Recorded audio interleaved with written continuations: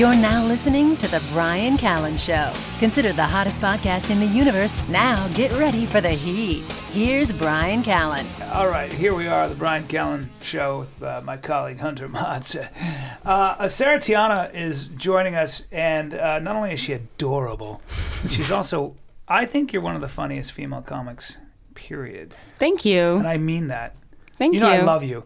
It's like I'm late for this podcast, but Sarah, you know, it doesn't matter because I know Sarah so well, so she can come back anytime. Yeah, I was a little late too, so it's not like you were the only one. I told him that I was late because I got to sit there and talk to Sean Penn and Philip Seymour Hoffman. Who? Yeah, exactly, exactly. And I didn't feel like walking away from them at the Chateau Marmont with John Leguizamo and when you're with him, everybody knows he's done 100 movies. Yeah. So he's worked with everybody. It's like I was in Atlanta and he goes, "Oh, hang on, I got a friend coming to see us." And it's just me and him eating, and Arnold Schwarzenegger sits down and eats with us for 2 hours. For real. It's Arnold Schwarzenegger. What did Arnold Schwarzenegger eat? A cup, and not a bowl, but a cup of butternut squash soup. No. That was it. That's it. Swear to God. Did he eat before he got there? I don't know, but he had just finished shooting, and he said he was just talking about how, initially, how happy he was that basically he was still relevant and he could still work. Mm-hmm. Everybody's insecure. No one has anything over anybody. No. Every time I see stars or big people, you know, as you get older at my age, you start to meet some people, and you're also, if I'm with Sean Penn or Philip Seymour Hoffman, they're much better and they're more successful. There's not a big difference as men. We both connect. And I'm not starstruck. I just think, oh, they're great actors of my generation, but we're guys. We're not talking about acting. We're just talking about life. And We've all had similar experiences. And so you no longer as impressed because it's not a mystery. Those guys are not mysteries. When I was younger, they're mysteries. Oh man, you're live. Well, I wonder what you're like. No. It's I know it's just the work, and they're good at what they do in one specific, very peculiar thing. It's fine, and good people. But it's just we're all insecure. Nobody had exactly. We're artists. I mean, Jeff Garlin gave me the best advice ever. You know how they always say that luck is just persistence plus time in this business? Well, Jeff Garlin always says persistence is just keeping it together when nothing is going on. So instead of like when I'm not working, I don't think of it as being lazy, or I try not to get depressed about it. I just go, I'm being persistent. I'm not quitting. And if you think about it like that, then you're one step ahead of everybody else who's like mad at themselves for not working. It's like we're always working because we work in our brain. Absolutely. Like especially as comics, right? As comedians, I'm like, I don't have a day off. I work up here in this region above my eyes. That's exactly right. And so now I take Sundays off, though. I don't work on Sundays. That's the Lord's Day, meaning football. I just watch football all day or sports or whatever. And I give myself that day to just like experience life. And if I want to lay on the couch, that's fine. If I want to go to the farmer's market, whatever. That's something that has to be learned. That's called peace of mind to an extent, but right? It's also an acquired ability. Like, I obviously worked on Sundays for the first 8 years of my career. Yeah. But then now it's like, if I don't go and do comedy, I'm still going to be funny tomorrow. Well, you were, I don't remember you not being funny. And that's because, nice. but I mean, the thing about you is that you're a legit comic, and that's not easy to accomplish. Like, one of the things that I've always noticed about you, I haven't seen you stand up in a while, but I know you're always improving and always writing new stuff, and that's probably the fundamental difference between you and so many comics. And I just think it's really hard for women, for whatever reason. It's just a lot harder for women to be not only stand-up comics, but especially stand-up comics on your level. Like, I think you, and I love Eliza Schlesinger. I think she's funny as hell, too.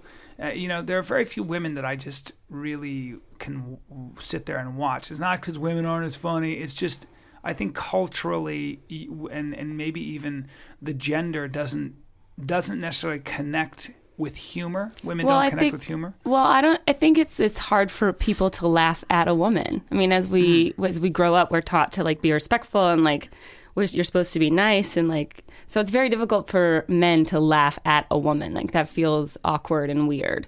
But now we're in a new generation where that's a little bit more acceptable. And for me, I feel like comedy is the last form of free speech. And so I'm really up there to like Bryan says that all the time. Yeah, I mean, I'm up there to use my 15 minutes or an hour, whatever I have, to really connect and get across things that I'm upset about. And like everything that I talk about is very personal. It means a lot to me. I don't go up there and talk about anything that's not real. But also, like, I feel like we're in a generation of female comics now. And I look at being a female comic as an advantage, especially if you're good at it. Like, I have a huge advantage over a white male comic. Yeah. Like, I'm going to get booked just because I'm a woman and they need a woman on the show. And get that HBO special and all that. Yeah, well, we'll see about that. But well, we'll see about that. Well. This podcast is about to push you over the edge. Hope you're ready for stardom, bitch. 'Cause here it comes. Yeah, so I just feel, and I feel like also there's this like era of comedy, like in men and women, but especially women, where, you know, Sarah Silverman like really pushed the edge and like made everything a little bit edgier for female comics and kind of opened those doors. And I feel like she had a lot of followers, and I am not like that. Like I don't consider myself a whore or a slut. I don't appreciate being called that.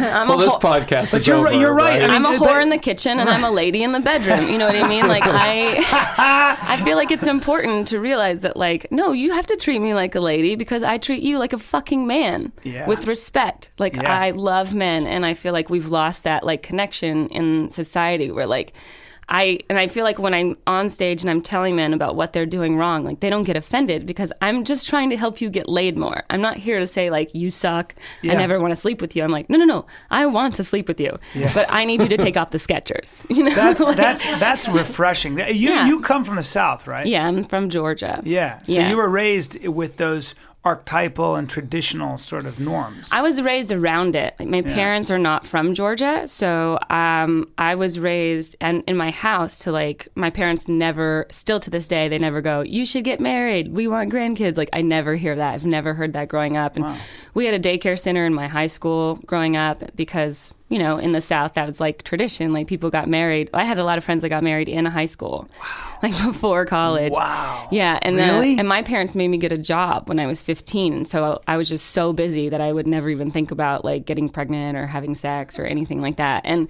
they also like, they never told me what religion they were because they were like, you're smart enough to figure out like what you want to be. Right. And I grew up in a town where like you were either Southern Baptist or you were getting ready to move. Is that your right? choice. Man. So yeah, I mean, people wouldn't have decks of cards in their house because that was gambling. Wow. Yeah, like so it was crazy. Do you think that would you remember the seminal moment when you decided, first of all, why do you think you became a stand-up comic, and why do you think when did you decide? I didn't decide. I started stand-up on a dare. I never thought that. Really? I never thought about it.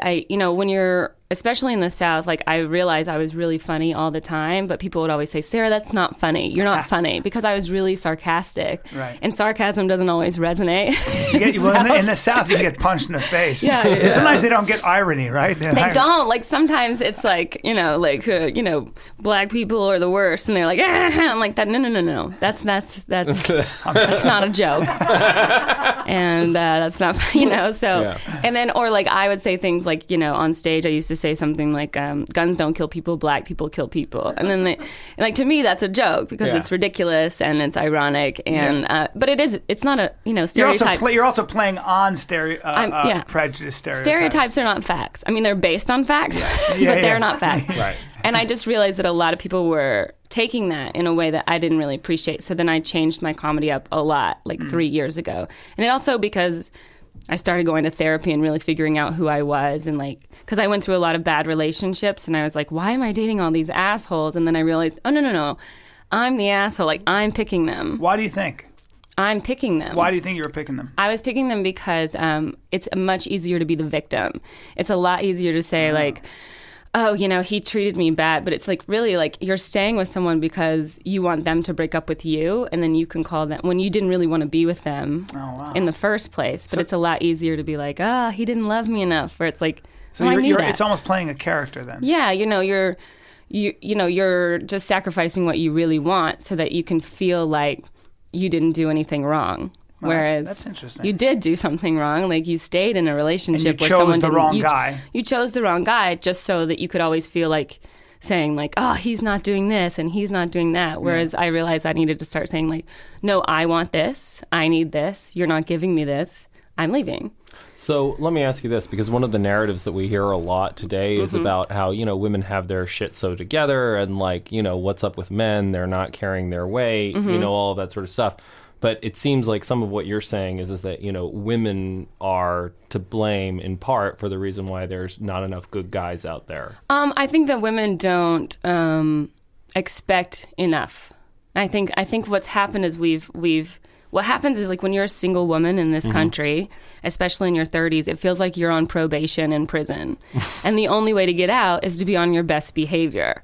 So what happens is we just let men get away with a lot of things because we're too afraid to say stop doing that, or I don't like that, or you need to cut your hair, that's disrespect, whatever it is, because we're afraid that he's going to break up with us and then we're not going to have anybody in our lives. It's really interesting because I hear that a lot. I'll hear a lot of guys love to throw around, she's crazy. Yeah. She's crazy. I hate that word. She's not crazy, bro. You just make her feel really insecure because you're a donut to her. You're just a shithead to but her. Also, if she's not realizing that and leaving, then that's her problem. Yeah, and the problem, though, is this is a very lonely town, too. Right. When you're alone, town can be just miserable. Yeah. Even when you're working. You can be working and making money, but if you don't have somebody to share with, and finding the right person in this town, is...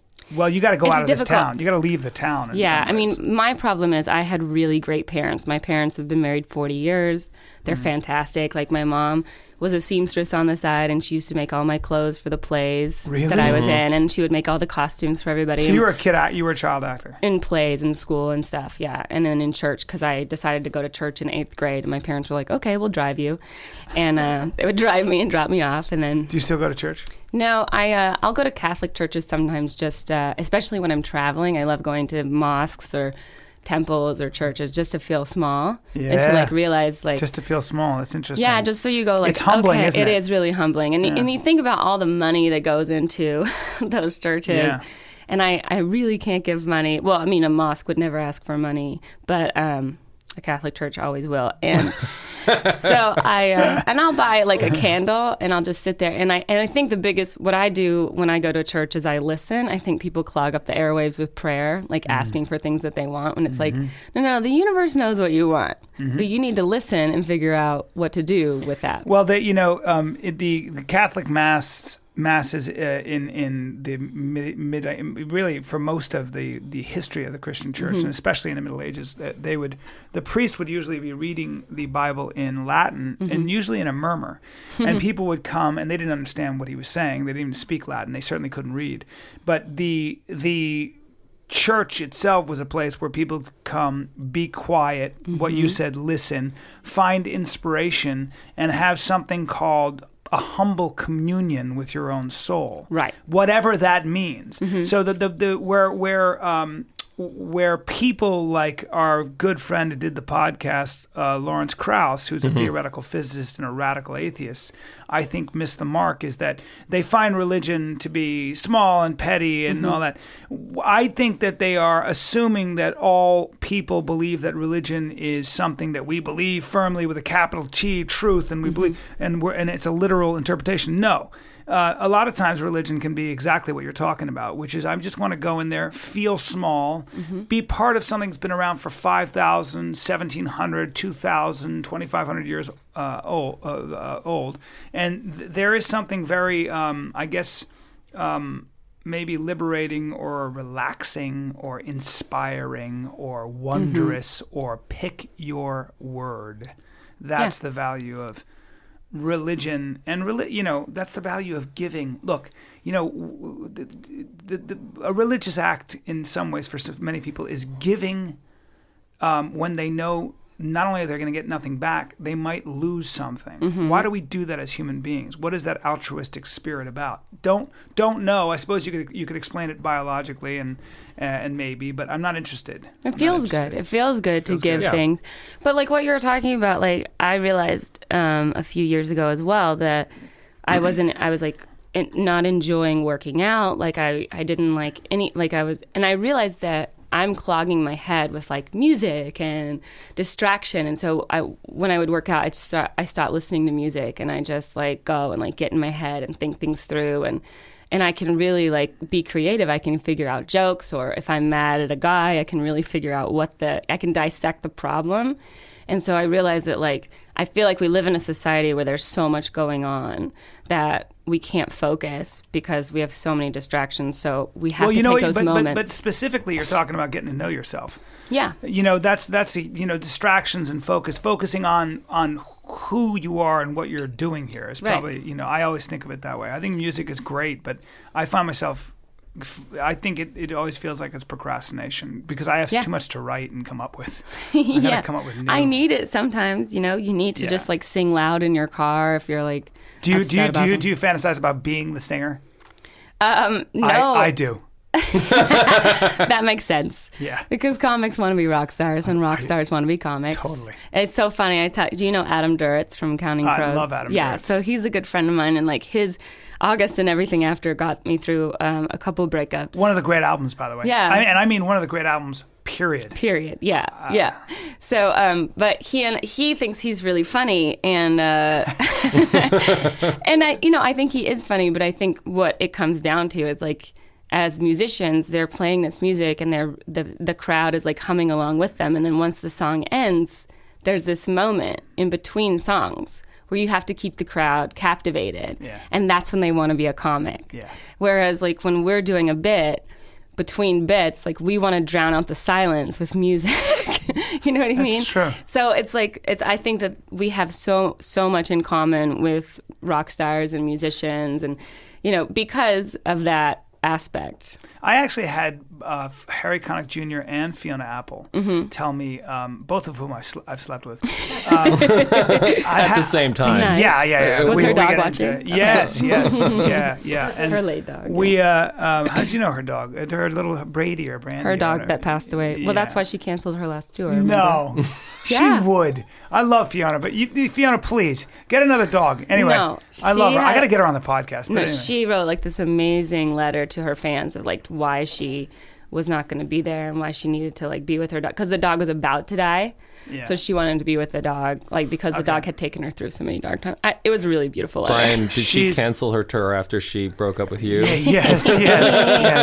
She's amazing. She actually wrote me a letter once, and I've kept it and never read it to anybody because it's such an amazing letter. Yeah. Just she's so poetic. It just comes out of her. You know? But both of them told me that stand-up is very similar to songs. In fact, I spoke to Bruce Springsteen about how he writes a song, and I was like, I think I write stand-up the same way. Right. Like, in other words, like so much of a song is rhythm and choosing the right order of words and where do you emphasize the word. And we do the same thing as comics. Yeah. Oh, yeah. Don't you over think, and over. I mean, and I'm over the greatest. again. I'm the greatest there is at it. But you're good. What? Thank Don't you. you think that's true with any creative endeavor, though? Whether you're writing a book or writing a screenplay or anything all like rhythm, that, right? it's all rhythm. And it's, I mean, Yeah. I know for the book that we wrote, so much of it was figuring out, what idea goes first, like what's going to set up, like is this the right place for a joke?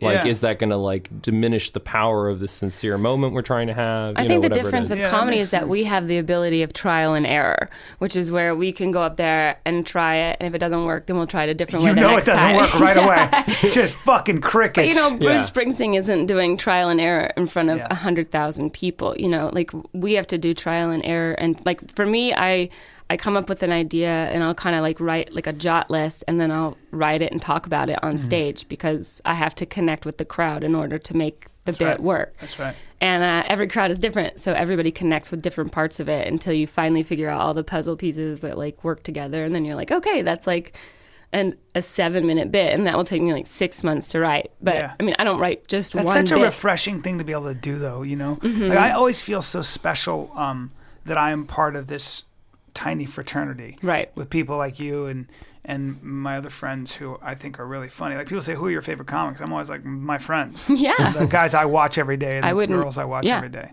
Like, I seriously, you can talk about anybody you want. I think the people that I'm around on a daily basis are as funny as anybody on the planet. Yeah. From Doug Davidoff to Brett Ernst to Steve Byrne to, Steve Simone. Yeah. I mean, you and Eliza, and there's some great comics out there, man. I mean, that's the reason we go back to the Comedy Store. It's not just to like practice, but it's also to hang out with your friends who who bring like this funny aura around that you can all kind of hover in, and it's this little bubble, and it really is like a clubhouse. It's a country club. The Comedy Store is like a community that you have to like really wait forever to get into. The bummer is that, when you see like you see like Sean Penn or Philip Seymour, we all know what they do because we see it all the time. Nobody ever sees what we do, like when we're at our best, because it's live. I mean, you can shoot a special, but somehow it doesn't really, No, it's not the same. I hope my next special is what I want it to be, but there's nothing like a live performance. Like, you have those live performances that crush a room and then they just go away. Right. And then it's like, I wish it'd be nice to get that recognition sometimes. Sometimes you feel like you're alone in the world. Yeah, now we're just throwing it out there, and now it's never going to be repeated or seen again. It's fine, but it's just the way it is, I guess. Well, it's kind of like how I always, like, I feel like I used to wait tables at 5-star hotels for years, like at Four Seasons. That's where I met Sebastian. We used to work there together. Oh, really? Yeah. Oh, another great comic. Yeah. And then I worked at the Beverly Hills Hotel for a really long time, and I would meet all these amazing actors and stuff. But then I would meet an athlete, and I'm like, oh, like I can't even speak because I'm like, you have talent, like real talent, like tangible talent. Yeah. And I've I'm a bitch when it comes to pro athletes. Oh my God, I can't even like hold my pee in sometimes. And I don't get like that around actors or musicians or other comics, but with an athlete, and I realize like, and I'm a huge sports fanatic, and I wrote for the ESPYs last year. I didn't know that. Yeah. And it was a great experience just because I wanted to be around tons of athletes. But at the same time, like what I realized about sports and why I like sports so much, and I've become a bigger fan as I've lived out here, is that it's the only thing in my life that's fair. It's the one constant where 100%. You're like, this is based on true ability. This is based on effort and rules. Yeah. Fair, and and, it's never like and rules that a book that exists before the game. And this is I'm we were going to put you on the team, but you have brownish hair. And that's it. I think fucking fighting, dancing, and any kind of sport. That's what I love about it, because you can't. Your publicist. The hype is not going to help you once you're in that bed, in that ring, on that mat, or on that field, or on that dance floor. You either can do that shit or you can't, man. Right, win or lose. Yeah, and by the way, guess what else is like that? Comedy. Yeah. Stand-up comedy. Yeah, totally. You can be as famous as it gets. You can be the most famous human being in the world. The audience is going to give you 3 minutes. It's going to get fucking quiet after that. Right. You either got the goods or not. And very few people can get in front of a bunch of strangers anywhere in the world and make them laugh straight for an hour. But I think you and I can do that. Yeah. So it is a very specific skill set that I'm always proud of. What I find I'm fascinating good looking too, but keep going. Enough about me. That shirt is really tight. You hear that, listeners, all 50,000 of you, or whatever the fuck it is? I'm like, what is this, the Bryan Callen show? Oh, it is. Sorry. Oh, it is the Bryan. It's always the Bryan Callen show, no matter where we are. It's the Sarah Tiana show. What I would really find interesting, though, with you is like if your act was a little bit more personal. I wonder what that would look like. Well, you know what's funny? If you actually talked about like your That's daughter. all I'm doing now. Good. I haven't seen that in a while. Talking about my dad and my daughter. Great. That's all I'm talking about now. It's funny you say that, because the fundamental difference between what I did my last special, which was just a lot of like, energy, and it's funny and it always did well. But what I do now when I write stand-up is, actually it's funny you say it because I wanted to talk to you about this. I don't even try to be funny. I just start asking myself questions. What am I ashamed of? What am I afraid of? Who would I rather be? Who am I really? Who am I pretending to be? That's where all the gold is for me now. And that's how I came up with my whole new hour. I said, I had a conversation with Joe Rogan, and said, look, I saw your special. Said, you have a lot of English on the ball. You can get away with a lot of shit because you got energy and you're funny. But he said, but you could be great. And the difference is being personal, right? And whether I'm great or not, or whether that happens, it's not even so interesting to me. What's more interesting is that I'm honest, and that you stay authentic, and that's where Bill Burr and Louis C.K. and those are the guys, like and Gaffigan, they're authentic. But people come back because they feel it. The reason that fans stay around is because they feel like they know you. They know who you are as a person. They know your family. Like with Gaffigan, like we know his kids. We know his wife. Like he's talked about them for years. Yeah. With Louis, like we know about his divorce. Like we're invested in his life. 100%. Not just his act. And like I told this to Dane Cook years ago. Because an act is a trick, isn't it? In a way, right? It's almost like a magic trick that you're doing to the audience. But when you let him in your life, Yeah, I compare it to people who can sing and then people who have talent. You know, people who, like, some people are just great singers and you can't take that away from them. But then you have people who are great singers and people flock to them because their energy on stage is so powerful, and we also know them as a person, and their songs are resonating with us deep inside because we know that happened to them. Like, we know their dad died of cancer, and like that's important to us in the song. And like, so I feel like when you have comics like you with your last special, I feel like that was showing that you're a great singer, but this one is showing that you have talent. That's a great analogy. And you said you talked to Dane Cook? I did years ago because I was like, you know, his, I think it was like his mother or something that passed away. Yeah, both his parents. Yeah, within and 6 then his months. brother like stole money from. Like, yeah, he had a hard time, man. He doesn't talk about any of that. Yeah. And I'm not saying that he should, but people know that, and by not addressing it, it feels like an elephant in the room. And I'm like, are people going to want to come back and see you if, like, it's very easy for people to forget about grilled cheese sandwiches. Yeah. Very easy. As you're a college kid, you grow out of that. Yeah. But if you become invested in someone's life and their person, if you feel like you know them, like they're a brother to you, they're part of your family, they're always going to buy that second ticket. They're going to buy the third ticket. It's an amazing analogy, Sarah, and you're I haven't heard anybody put it in those terms yet, and I couldn't agree with you more. Thank you. And I'm sorry it's taken me at 47 in 2 weeks that long to actually not only understand that, but embrace it and do it. And we all do it in our own time, though. I mean, yeah, I've always been a slow bloomer. Thank God I look 30. Thank God I look 30. And that's the point of the story. That's the point of my comment. Right. But I'm the same way. You're so fucking right, though. It took me so long as a comic to like, and I felt like 3-4 years ago when I released my first CD, I was like, this is amazing. Like, I'm so funny. And I still wasn't And fully, you are. I wasn't, yeah, but at that point, I was a good singer. But like now I feel like my act is so personal to me, and I'm not even, like, I'm getting ready to, I want to tape it and like put out a new CD. A new special DVD, and then I also want to like interview my ex-boyfriends. It's a special feature. Wow. Because I think it's important, because I'm always talking about what guys do wrong. That's great. So I need them to tell me what I did wrong. I love that. You know, just so we get a balance. But I think it's taken me so long to just like get to that point where, and you know, when Tommy wouldn't pass me for so long at the store, I was like, why? Gosh, you know, like everybody wants me here. Then I realized once I started getting into who I really am, like, oh, now I'm really connecting with the crowd, you know? And I feel like you asked me like how I became a comic, and I think that's because like my parents, as great as they were, they didn't talk about emotion, and I had to start reading people. And even though I lived in the South, I wasn't Southern because I wasn't born there. You were an outsider looking in. Yeah, I was always an outsider looking in. And I had lots of friends, and I fit into every category, but I didn't belong in every category. I guess that's like... I always felt the same way. Yeah, so it's like, so you become an observer, and I'm a trained observer now. And like, I always say as a comedian, we get paid to notice things that most people don't notice. Like some guy will be walking down the street with like an afro and like chains hanging from his ears and nose and tattoos everywhere, but I'll notice that he's wearing Skechers. Like that's what I'll notice. And most people wouldn't notice that, you know? So we have to find the darkest point of the dark. Well, it sounds like you're speaking like a director. Have you thought about directing? I mean... Well, I do. I direct. I have a sketch comedy company that I started like 9 years ago, and I direct shows there. That's how I know Hunter. And you write a lot, too. Are you writing on a show right now? I'm writing my own show right now, and then I'm also producing I'm producing Rick Ingram's new show that I developed.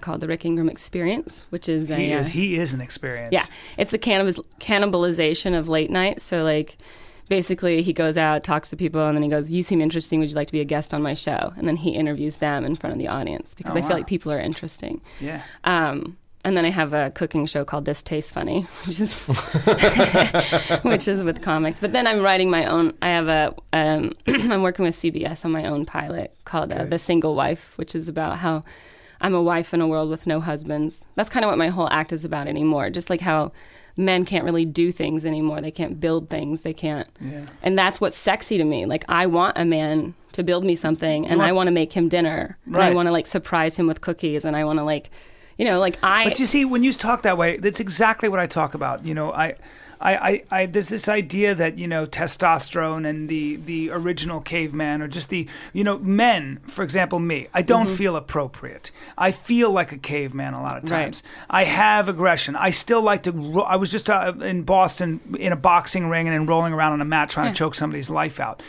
it's not relevant to anything. I like doing that shit. You're a man. Right. And what I notice is that women appreciate that. Yes. The women's movement and the sensitive man stuff, there's a place for everything, but guess what? You're still dealing with our DNA, the natural aggression of a man, the natural, there are things that I think we are hardwired to breed with, to be drawn to, etc. And when you try to fight nature, right. good luck. Yeah. Good luck, man. No. I haven't seen it work yet. So talking that way is very, very, very refreshing. You don't hear a lot of women saying what you're saying. I know, and I feel like that's really unfortunate. I feel like it's like, yes, I believe that we are all, can do similar jobs, but like not everything. Like I don't feel like I can play football. I enjoy watching it.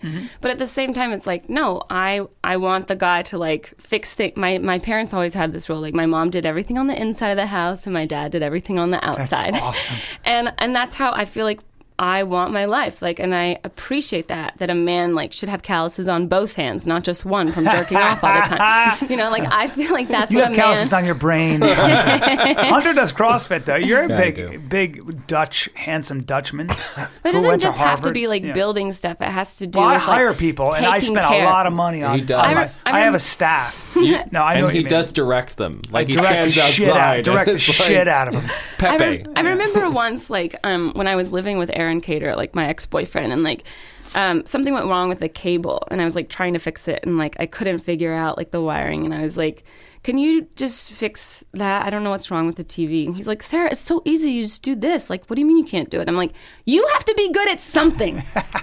You have to be good at something. I'm paying the bills, like I do all of our accounting. Easy. Hey, Aaron might be listening. He's not listening, trust me. And he's laying on certainly his not couch. listening anymore. He's laying on his couch. Oh, He's Aaron. definitely, yeah. Aaron, you Mormon Palestinian. Yeah, you Mormon Palestinian, who I love, but like, and I tell him this to his face all the time, so I don't feel like he can't hear it. But it's also just like, no, I want you. I want to brag about you. Yeah. As a woman, I want to brag. Like, he's so strong. Like, oh my God. Like, not that I think fighting is like sexy. I don't really like that. My wife saw me at the Comedy Store one time. There was going to be a fight, and I ran behind the guy because he was faced off with my friend.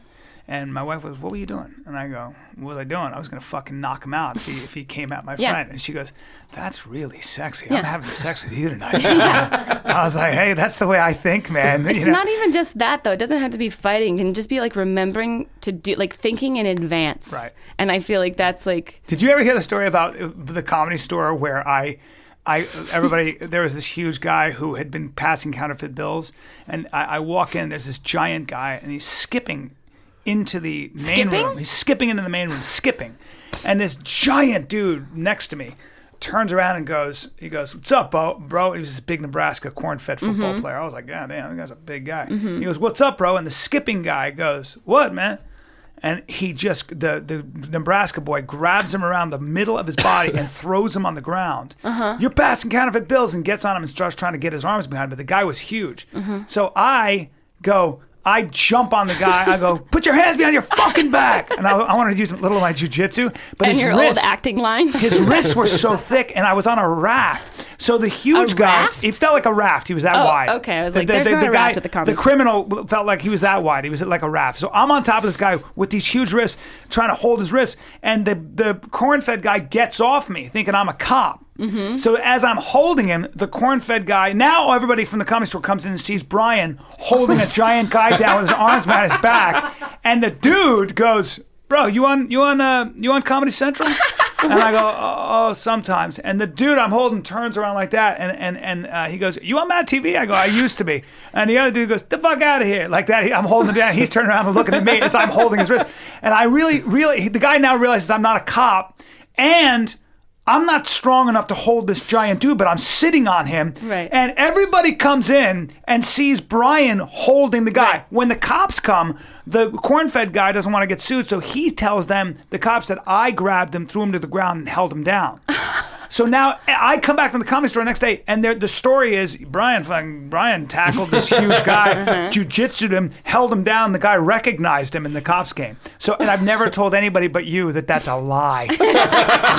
I've been walking around like a hero for about 4 years. I was gonna say, like, because we always get back to the Bryan show. You know what I mean? We always get back to the Bryan show. It goes back to being a man, and you were talking about if you have to fake it, which I did. But yeah, but I love what you're saying. I think it's important for men to be men and for women to like feel like ladies, and I think that that's also the problem is that like we still need men to make us feel like ladies. Like that's why it feels good for you guys to like pick us up and throw us around sometimes, you know, or like we want to feel dainty. We want to feel like you're thinking about us, you know, and that you treat us with respect. Like you put your hand on our back and guide us through, or you open the door for us. I mean, that's respectful. And then or I take a strong hand to your backside. Yeah, absolutely. Yeah. But then like, you know, I'm getting really horny. In reverse, you know, like I don't make fun of you in front of your friends or your family, you know, and I brag about you to people, as you know, to your bosses or like whenever we're around, you know.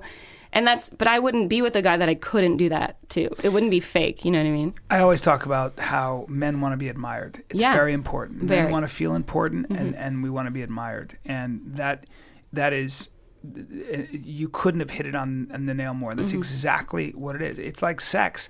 I want to think that my dick is bigger than anybody else's, and everybody before me had a mushroom cap and had sex with you in the missionary style, and you hated it. That's how guys are. We're territorial, and it's something that is so ingrained in our DNA, and to try to fight it, like you said, is exactly right. You can't fight it, but for me, it's difficult to even find a person like that because I feel like men like to be taller. They like to be stronger, they like to make more money, and they like to be the funny one. And I take one of those away, sometimes two, depending on where you wait tables. So I can't...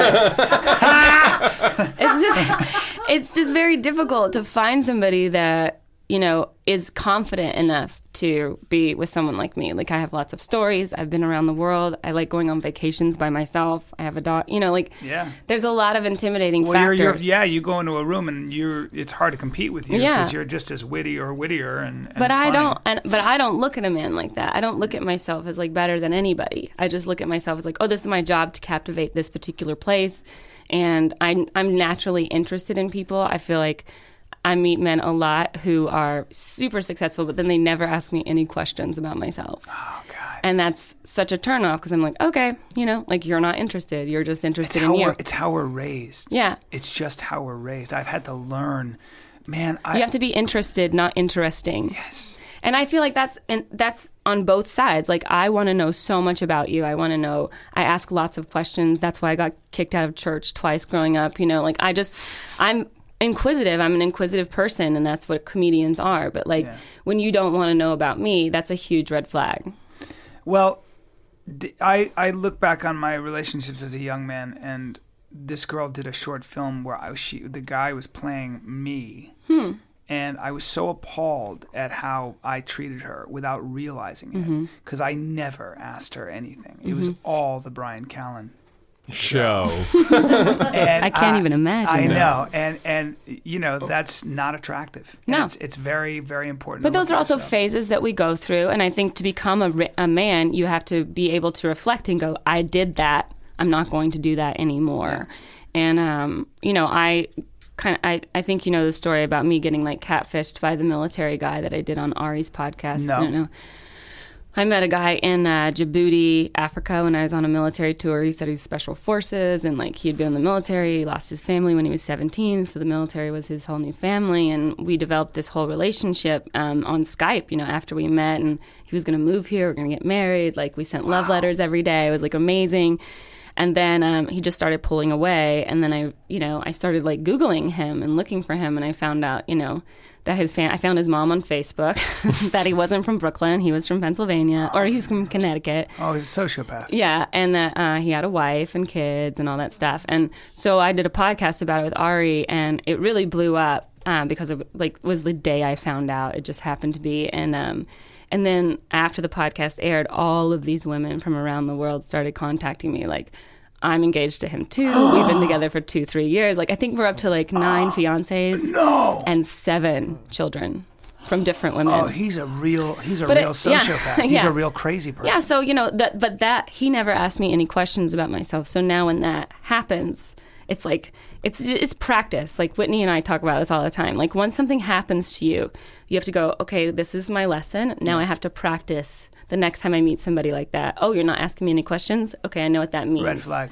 Yeah. So I'm glad I asked you a lot of amazing. questions. We got to wrap this up. Your questions were, do you remember that time at the Comedy Store when I... Yeah, baby. Yeah. Well, I'm you know, I've always been one of your biggest fans. I know. It's very sweet of you that Well, it's not sweet. It's just I know the difference between real talent and regular, shit in this town. And you're not just a talent, you're smart, and you got to come back on. You've always been so nice to me, and you've given me so many pep talks at night, like after sets, and like you would help me with like exercise issues or like just like mental things. Well, like, I'm older, so I believe in you. So yeah, but you're you never worth did you never did it in a truly creepy way, like a little kind of creepy. I'm always a little creepy around you, baby. I've always thought you were adorable. So I know. Believe me, my motives were probably like maybe she'll make out with me. Hey, look at this. Hey, check out what's going on down here.